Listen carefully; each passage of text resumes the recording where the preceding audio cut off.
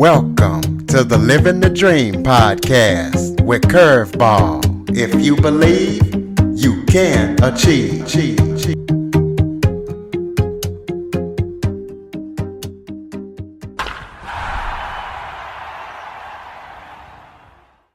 Welcome to the Living the Dream with Curveball podcast, a show where I interview guests that teach, motivate, and inspire.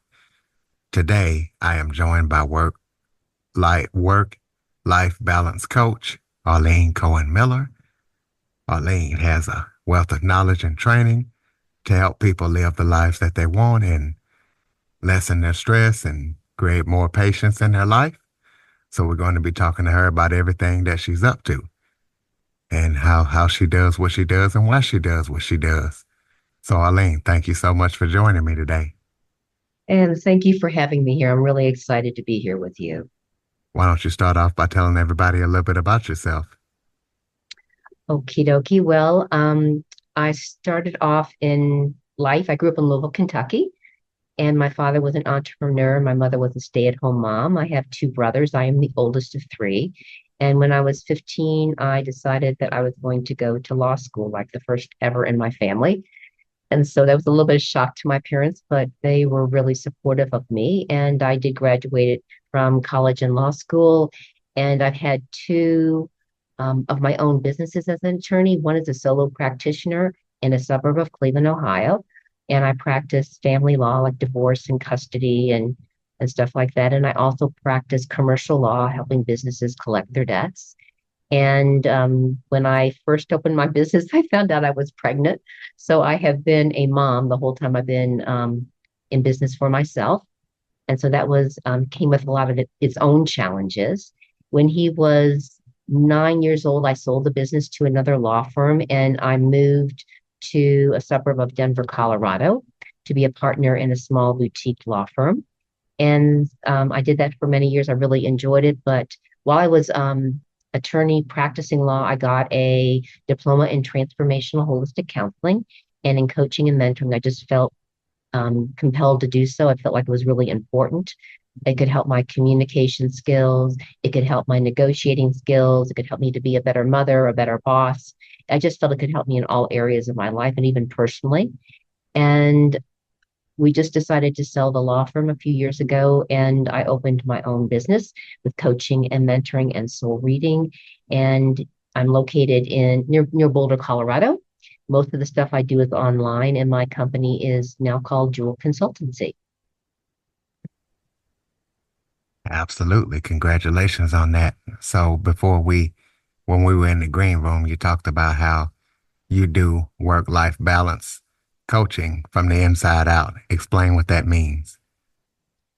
Well, what I found is that, there's all kinds of like mom hacks and life hacks and work hacks where we can find ways to save time for ourselves so that we have more time to do what we enjoy or what we're choosing to do with our lives. And that's fantastic.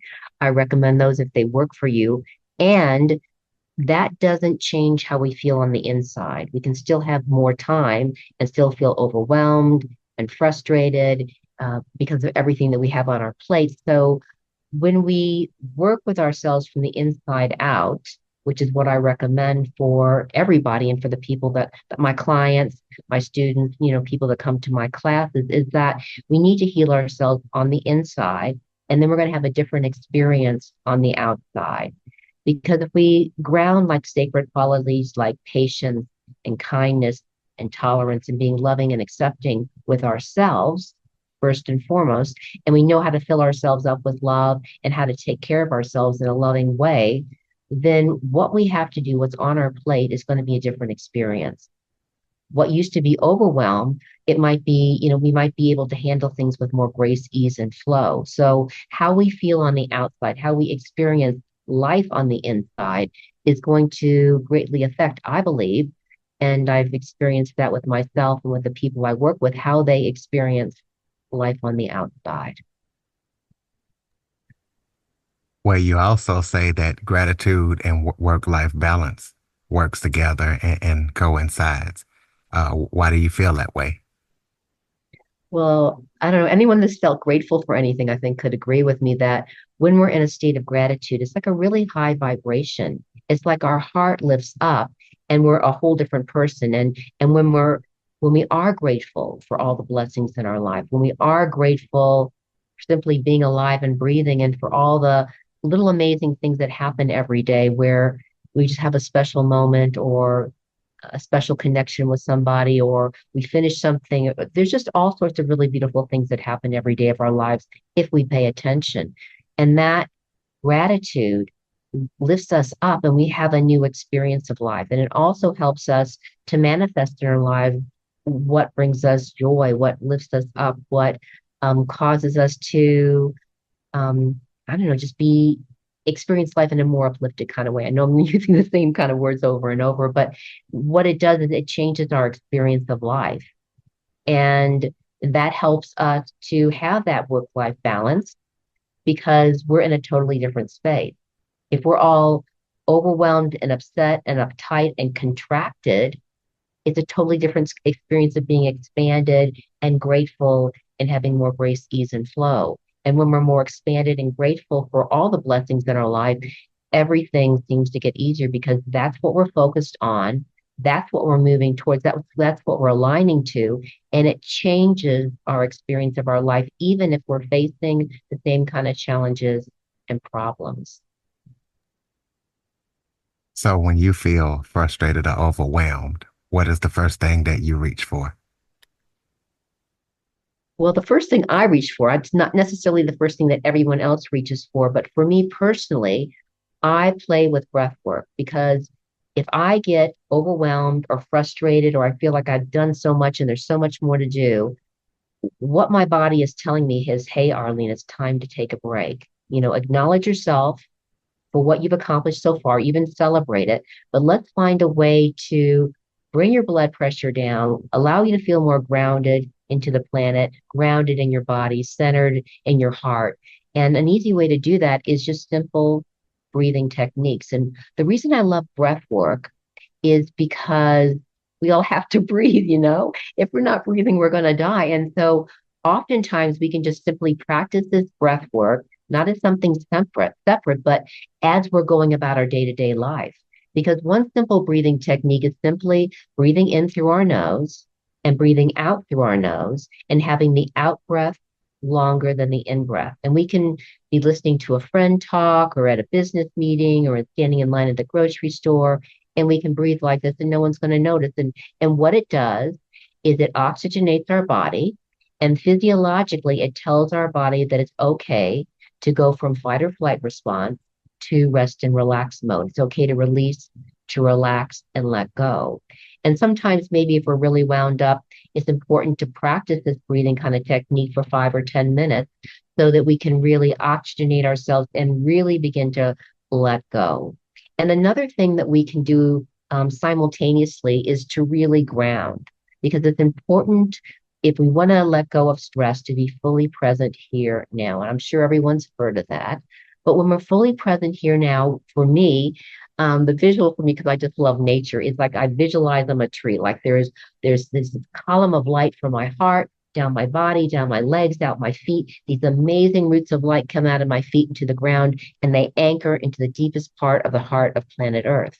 And I allow myself to feel really grounded in my body and grounded into the planet. And when I'm fully present here now in that way, I'm not worrying about the future. I'm not reminiscing or remorseful about the past. I'm right here, right now.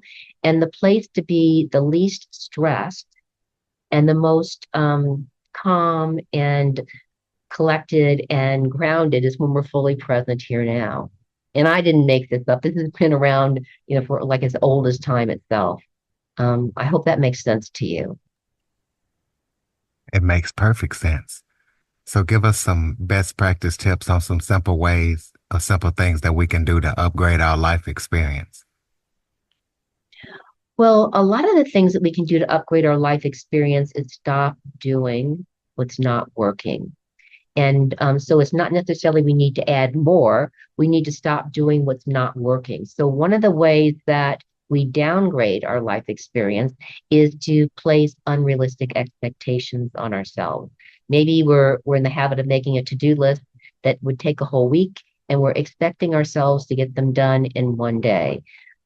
Maybe we're placing expectations upon ourselves that we need to be perfect. And nobody in this whole world is perfect. We all make mistakes.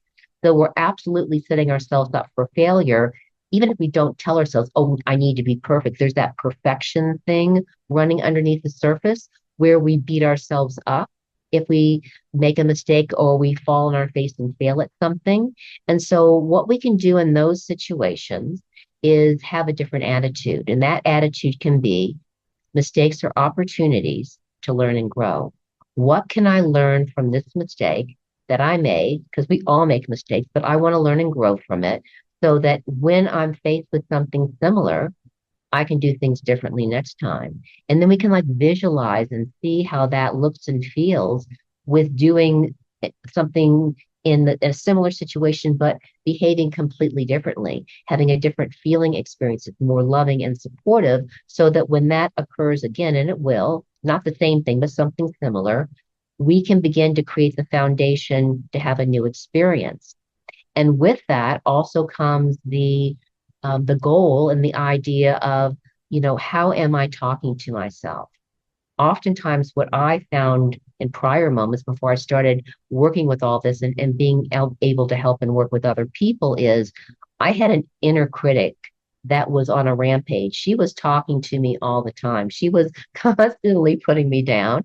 And I don't know where, I mean, maybe I took it on from something that my parents said to me one time, or my peer group, or something a teacher said one time, or some story that I told myself somewhere that I made up with something that happened. But I allowed that inner critic to become really anchored. And what we can do is really, really simple. And that is most of us are really good with being kind, considerate, thoughtful, nurturing, supportive of people that we care about in our lives.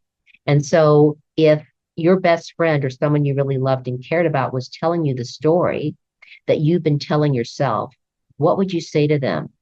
How would you nurture them? How would you support them? How would you champion them? And maybe how would you bring in a little bit of tough love if they needed to really let go of something that they've been holding on to for dear life that totally was not serving them?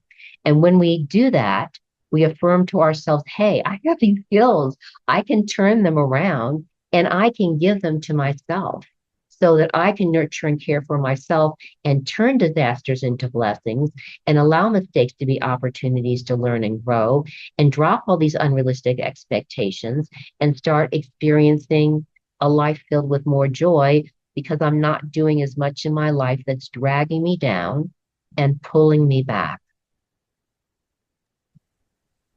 Well, let's talk about self-care. If we are facing an event-filled, busy day, give us some best practice tips on self-care to make it through the day.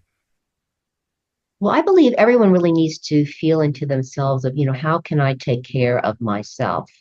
For me personally, I make sure that I do a little bit of yoga and maybe I go for a walk. I put good food in my body. I make sure that I connect with or hang out with some people that I care about. Just those little kind of things that nurture and care for me. But some of my friends, they love to garden, they love to swim. There's all sorts of things that we individually associate with self-care. And so even if we have a family, there's always ways to bring that self-care into our lives. And one simple way where we don't even need to go anywhere is sometimes when I feel frustrated or angry or overwhelmed or upset, instead of berating myself, I sort of stop and go, I wonder how old this aspect of Arlene is inside of me that's having this reaction because I'm triggered here and it doesn't really it seems like the amount of my trigger and the amount of these feelings that are coming up that are not about love are disproportionate to what's going on in my life. And I just feel into that. And sometimes the younger bit of me is 8 or 10 or 12 or 24 or 6. And then I just turn around and love that bit because my love as the adult, as the soul, is what this child needs that I judged somehow back somewhere, or she got stuck in time by something that happened, previously. So I'll turn around, I'll wrap my arms around her, and I will apologize for not being there, and I will love her. Because sometimes when we have reactions and sometimes when we need to engage in self-care, it's simply as simple as, how do I fill myself up with more love? How do I fill myself up with more kindness? And one of the ways to do this is to love the bits of ourselves that have been languishing inside of ourselves and really could use with our love.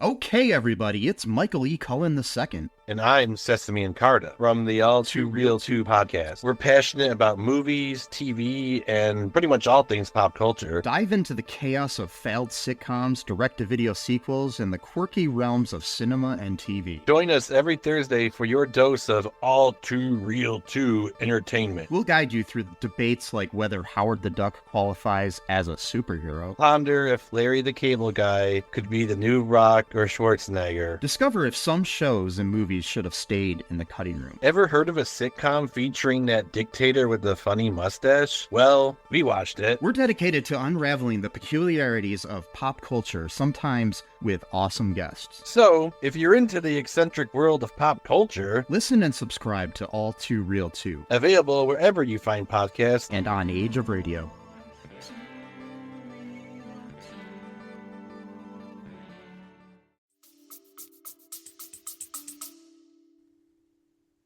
So often women tend to feel guilty when they take time for themselves. What would you say to those women who do feel guilty for taking time for themselves? Well, it kind of feels like it's genetic, because I could see that in my grandmother, my mother's mother, and my mother, and I could see how it was passed down to me. And so we can choose to take a different path. And I find that one of the ways that we can, show ourselves that this is not true, because, if we don't fill ourselves up with love, if we don't take care of ourselves, if we don't nurture ourselves, we're going to have absolutely nothing to give to anybody else. We're going to get frustrated. We're going to be upset that we're always giving and never receiving. But the perfect person to give to us is ourselves first. Because when we come to everyone else with a full cup of love, we're able to give more. We're able to be a whole person. And so that's the bottom line. It's like it's a pack of lies that's been sold to humanity, that it's selfish to love ourselves, that it's selfish to care for ourselves. And it's not just for women, it's for everybody. And it couldn't be further from the truth, because it just doesn't make any sense. How can I or how can you love someone if there's no love inside, because we haven't been, taking care of ourselves, if we haven't been filling ourselves up with love. And, sometimes if they're really stuck, what I do is I help them to visualize what their life would look like and feel like 2, 5, 10 years down the road if they deprive themselves of self-love and self-care, whatever that means to them, and really feel and visualize how that would look. And then on the other hand, feel and visualize how their life would be different or could be different if they're filling themselves up with self-love and they're taking care of themselves as feels right for them on a day-to-day basis. So as a meditation facilitator, give us some best practice tips, in general for life. So I just want to tell your audience that you don't have to sit there and be in some position and not move and say some sort of mantra in order to meditate. There's all sorts of really cool meditations, and meditation is a form of mindfulness that helps us to release, relax, and let go, and come into a state where we more deeply appreciate ourselves, the people in our lives, and our life. And one simple way of meditating is to go on a walk, like in nature or wherever you can go close by. And it's not a power walk. It's just a walk where you're just looking around it, enjoying and appreciating the world that you're walking through.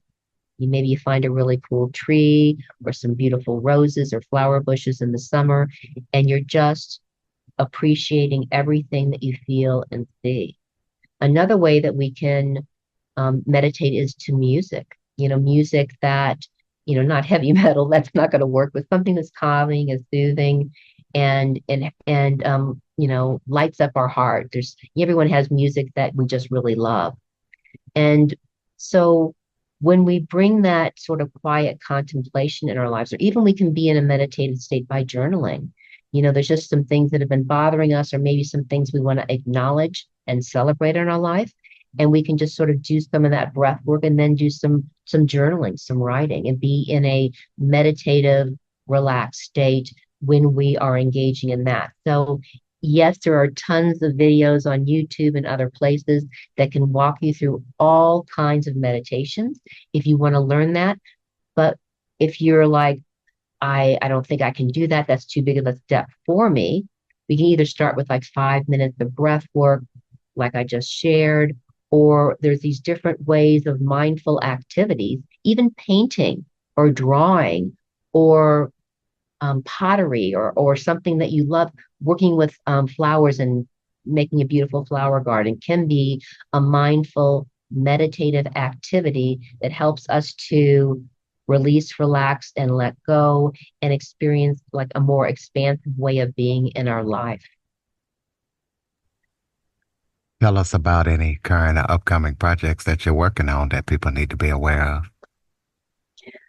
I don't know if I have exactly a project. What I do is that really makes my heart sing is I'm a work-life balance and harmony coach for women. So I work with women in coaching, and I work with men and women with transformational mentoring. So the difference between coaching and mentoring, coaching is I'm walking alongside of you and I'm asking powerful questions. I'm sharing what I'm seeing and handing it back to you to see how you want to handle it and helping you come up with goals that you can work on to accomplish what you're choosing to accomplish in your life, hopefully with more grace, ease, and flow and a lot less stress. And with mentoring, basically, I'm sharing my wisdom with you in a way that you can apply the skills and tools that I've learned along the way so that I can have a different experience and so can you. And so that's what I'm really working with a lot. And nowadays, I'm also doing the podcast stuff, which I really love. I really love talking to people like you and sharing what I do or sharing my story so that I can reach a wider audience and give people with more tools so that they can help themselves and have a different experience of life. So I guess that's what I'd like to share with your audience. Well, so people can keep up with everything that you're up to, throw out your contact information. So yeah, just check out my website. It's Jewel Consultancy, Jewel, like the diamond, consultancy.com. And if you Google my whole name, Arlene Cohen Miller, then my name will come up and it'll show you all the places you can find me, on the internet, like LinkedIn and Instagram and Facebook and places like that, which I would love to hear from you. But if you are interested in more of what I do, or just want to learn a little bit more about me and what I could offer you, or just read some stuff, on my website, I have an amazing blog, hundreds of articles, all different kind of topics. That's all free. I also have videos on my website to help you with being calm and collected and relaxed, and also about leadership skills. So those things are available for free on my website for your audience. All right, jewelconsultancy.com, the website. Close us out with some final thoughts. Maybe if there was something I forgot to touch on that you would like to talk about, or just any final thoughts you have for the listeners. Yeah, I'd like to give your listeners like a quote that would be helpful maybe to live by, and that's any disaster can be turned into a blessing. Any blessing can be turned into a disaster, and there's always a better way. And so the feeling behind that is that if you're experiencing a heartbreaking time, if you're experiencing a really difficult time, there's always a way that you can begin to turn that disaster, that really difficult, heartbreaking time in your life into a blessing, to find a way to give back because of what you're experiencing. And it's also, and any blessing can can be turned into a disaster is about, don't forget to be grateful. When we're really grateful for all the blessings in our life, we're not going to mess up and throw away the good things that we have created that are helpful and supportive, and to be mindful of that as well. And also that there always is a better way, because we are all always evolving, growing, and changing. So one amazing thing that you accomplished or that you experienced maybe this year or a couple years ago, it can always be upgraded and become a higher, clearer, brighter experience for you, because we're all having an experience on this planet where things are changing and we're not the same person that we were yesterday.